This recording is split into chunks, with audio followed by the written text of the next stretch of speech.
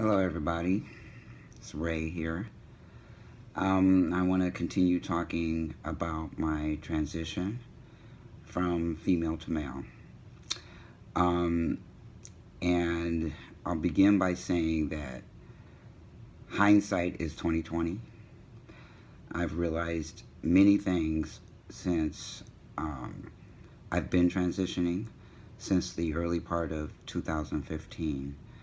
And one of those things is that as I look back and realize that I have my career in computers, I was super aggressive about my career, and I was more like one of the guys in the way that I approached it.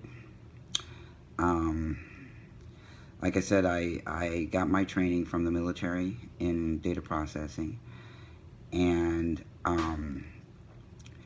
I ended up in Silicon Valley in California. And when I looked around and saw all the money that could be made, I got out of the service and began my career. And luckily, I had gotten clean and sober pretty close to the time I got out of the military, and I just went step by step, and as my confidence and my self-love increased through Alcoholics Anonymous, I was able to use that to advance my career. I did it without a degree. I did attend some school, but basically it was just me and my dogged determination to succeed, and probably a lot of my father's winning spirit that is inside of me. And I went from probably, when I exited the military, I was making around, I don't know, $18,000 a year, $18,500 a year. And by the time my career ended in 2001, I was making well into six figures. And like I said, the way that I approached that was pretty much like a male. So when I look back, I can see a lot of validation about who I am. I just didn't know what was driving all of that, because as I watched a lot of the females around me who would get discouraged and stuff by the sexual discrimination, I not only had to fight that, I also had to fight racial discrimination. And I kind of like tricked the system a little bit, because I would get jobs over the phone and would do the interview process completely where they didn't see me. And because I was raised raised in all-white neighborhood, I know how to talk like them. So I would get the job, show up, and blow everybody away when they realized that I was a black female stud lesbian that they were paying a whole bunch of money to. I had a lot of fun with that, because I could read what's going on people's faces. Anyway, I did have a very lucrative career, and I want to switch to all the research that I did about transgenders. I did not take it lightly at all, and I look around right now and I see, especially on Facebook, a lot of people wanting to rush into this just for dysphoria reasons, for this reason, for that reason, and they're not doing their homework. They're asking a lot of questions that can be answered all over the internet if they just look. But they're looking for, something to just push them over the edge real quick, hurry up and get on testosterone. Half of them aren't even transgender. They don't even know what it means. They're not doing any soul searching. They're not in therapy. They're not taking that seriously either. And I was in therapy a good 4 years before I became aware that I really am a male in a woman's body. So for those people that are listening, do your research. Don't get online and based on somebody else's experience decide, oh, well, okay, I'll just hurry up and do this. Because this is the biggest life-altering change that you'll probably ever go through in your life. Inside, outside. If you don't want to look like a man, why would you take testosterone? Because it's going to make you look like one. And one of the things that confuses me is these ones that say, I'm neither male or female, I'm a they, them, those, their, whatever. But you take testosterone and you're going to look like a male. So I'm not even sure why you would even do that. If you've done your homework and you've done your research, you may come to the decision that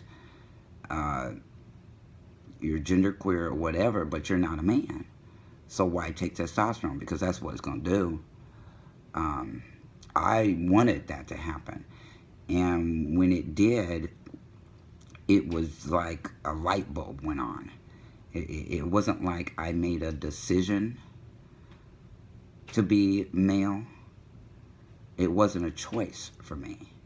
It was an awareness through researching and talking about it with my therapist and my friends on Facebook. And I did it for a long time. And when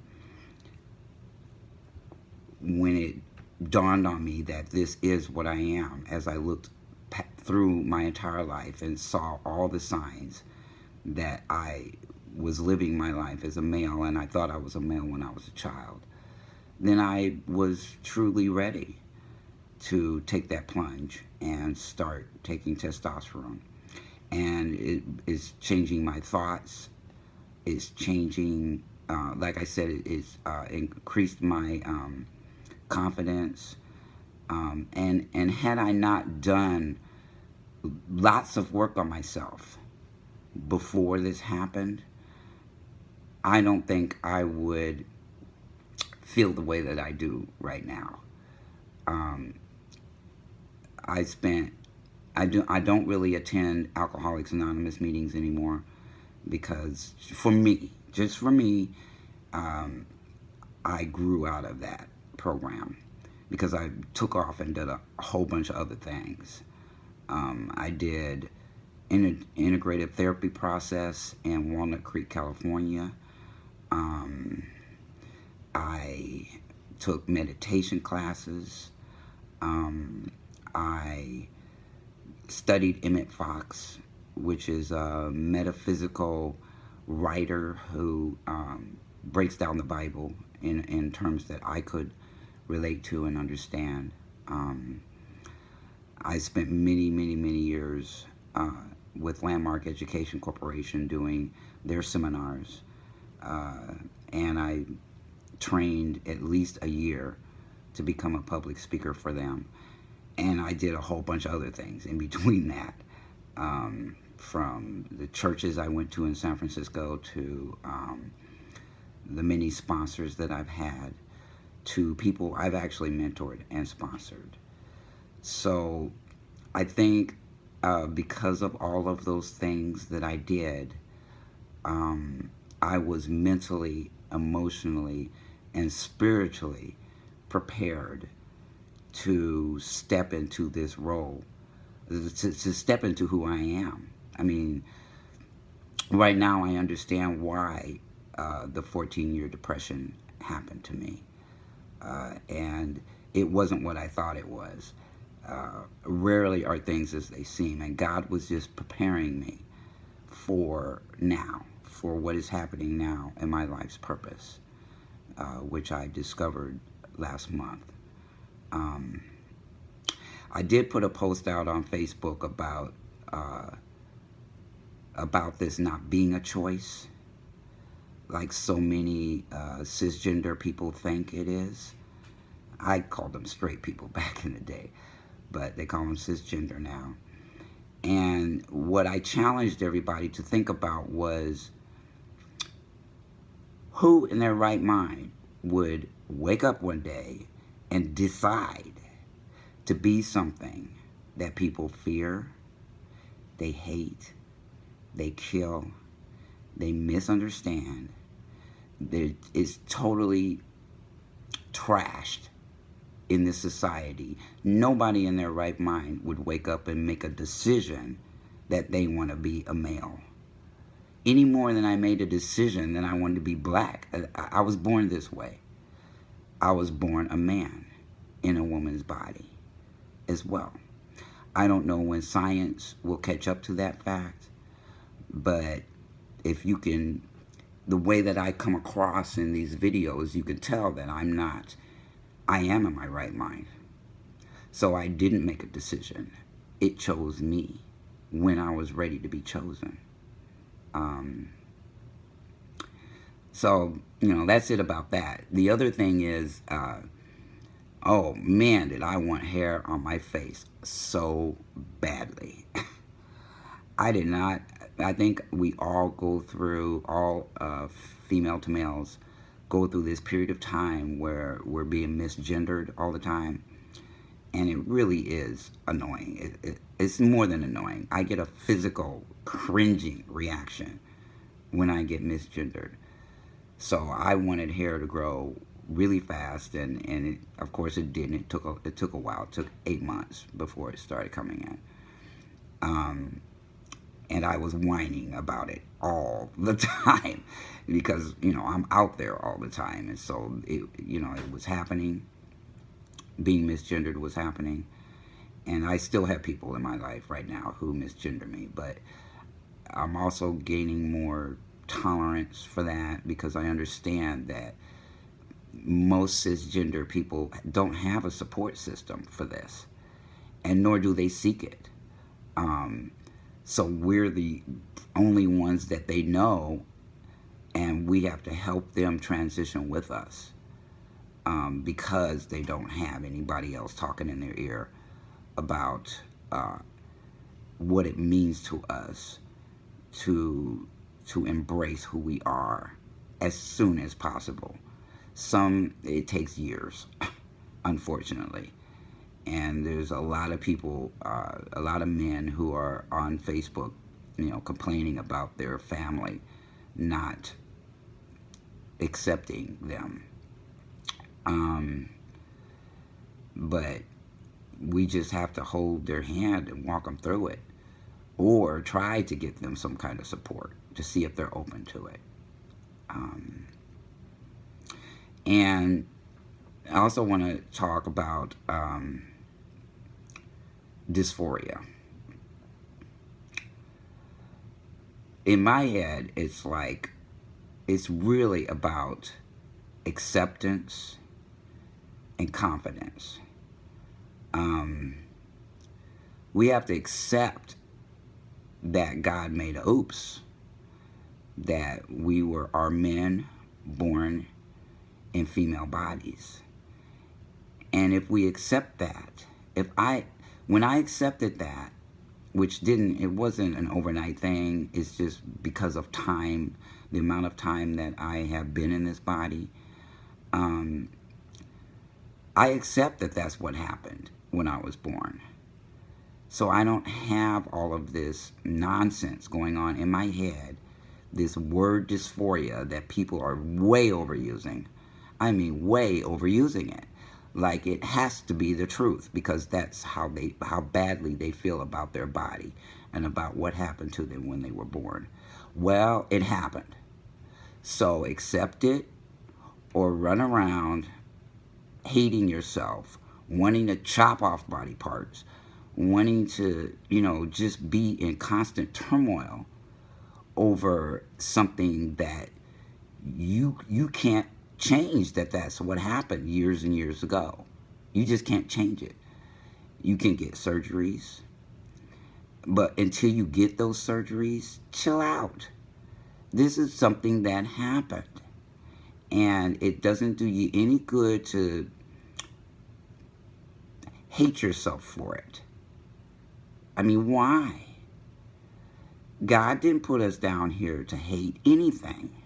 He didn't. We weren't born that way. We learned that through society, through experiences, through people telling us, you know, we were this, we were that, we're really girls when we were boys. I mean, all of that stuff, if you internalize it, it drive you batty and make you hate yourself. If you hate yourself, you're going to hate a whole lot of other people, and you're going to be kind of intolerable to love. You're going to take it out on the people around you, and it goes back to my other video about when I got beat up by the police and finding a way to love myself and forgive everything, including I was born in a female body. What good does it do to be angry about that? To feel horrible about yourself? What good does it do, really? I'm going to make another video about being a black man in this society today, because this video is getting a little long. But I wanted to leave you with this, that everything's going to be all right if you say it's going to be all right. There's this thing called self-fulfilling prophecy, and I believe in the power of the mind, that if we put out negative messages out there and we think negative things all the time, the universe will accommodate our negativity. If we think positive and we put positive things in the world, the universe is going to accommodate that. So it's your choice. That is a choice. What you think, what you feel. All of that God gave us the ability to do because He gave us free will. And it doesn't even have to be a God. It can be a universe for those that don't believe in God and who are atheists or whatnot. It doesn't really matter. But anyway, I hope you enjoyed this video, and I hope you enjoy further videos from me. Have a great day.